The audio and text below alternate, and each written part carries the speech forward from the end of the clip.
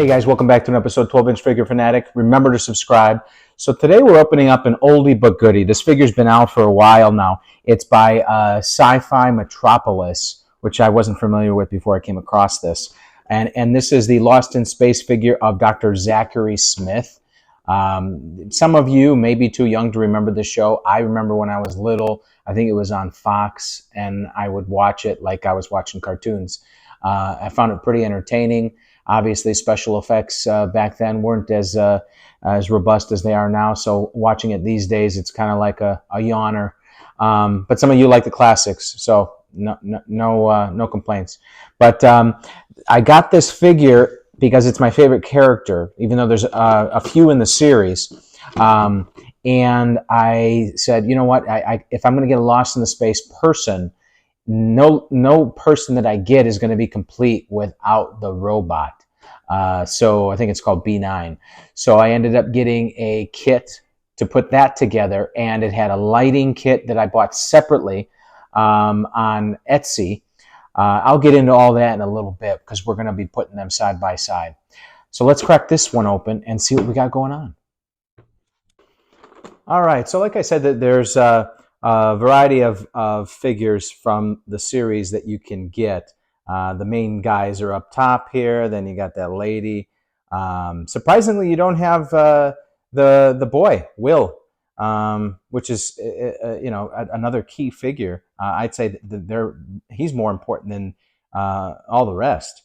But then you got some other alien type characters. I don't even know who these guys are. I didn't watch the show that dedicatedly. Yeah, I just got this for the nostalgia sake of it. And I know not to expect too much because this figure goes way back. All right, so they even packed it like the old days. Little twisty ties and plastic. All right, so here he is, and he's got sort of a almost like a canvas pant on. It's not stretchy at all. And then this almost like a velvety black top. And then two different belts. The head sculpt, definitely flat looking. At the very least, I mean, the sculpt itself is nice. But at the very least, I'm going to have to go in there and do a few washes to try to bring out some detail in it. It's not just a single layer. They did do some layering, but it's the classic style of like just getting it done, mass-produced, cutting corners. It's got some gray in the hair. Yeah, I'm gonna have to work on this a little bit. Also, the hands are the old style. Obviously, no hand changes here. This is just a single hand sculpt on each hand. Boots are pretty basic. You have full rotation, so that's appropriate. And then you got the stand. Let's see. So better than the standard display base. It's got the logo on there. It's silver, and it's the clip-on version. Very loose, though. My goodness. Yeah, that's okay. Construction defect. Then you've got the ray gun.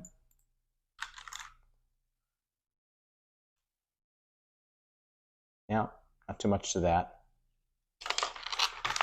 And then I don't even know what this is. It's got a clip on it. Anything on the box that tells us? No. I guess I'd have to watch the show all over again.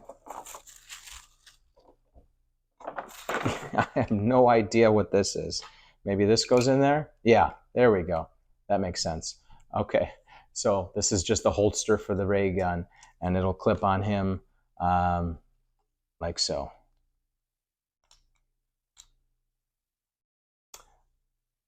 Yep. Remember him being a little flamboyant in the show. I was like, oh, what's with this guy?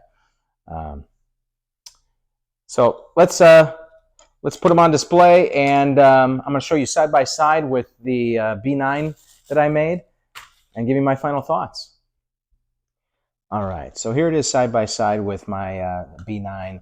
I'll do in the next segment. I'll show you the light up and sound features.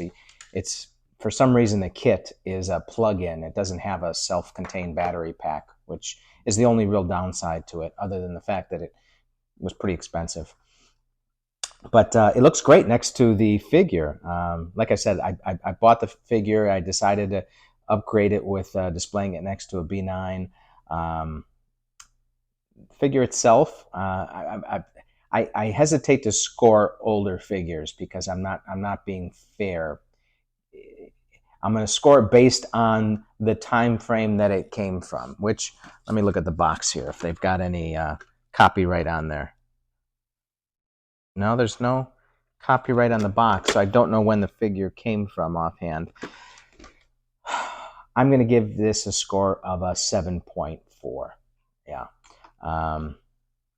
Didn't really do anything wrong. Yeah. Anyways, let me show you now the B9 plugged in, and we'll go from there. All right, so here it is plugged in.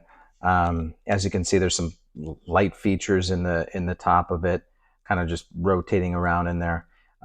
There's some light features in the center here, and then there's a button on the back.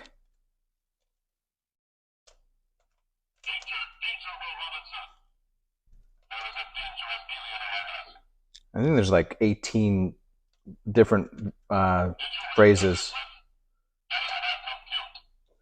So it's pretty cool. There was when I got the kit, there's also an option to have the arms like all hanging out, but based on some of the chat rooms that I was exploring, this is how he was usually displayed, is with the arms retracted inside. And then there's a little door, plastic door down here that also slides in and out. Yeah, so the kit itself was, I think, like $50, and then the lighting kit that I got off Etsy was $150. Now that included the voice, the lights, the plug, everything. So it was the hardest thing that I've ever had to do arts and crafts wise, because I never soldered in my life, and I had to buy a solder kit, and the wiring diagram was just super complicated to me.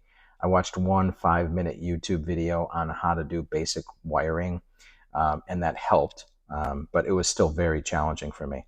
But I'm very happy with the product. Anyways, thanks for tuning in, guys. See you next time.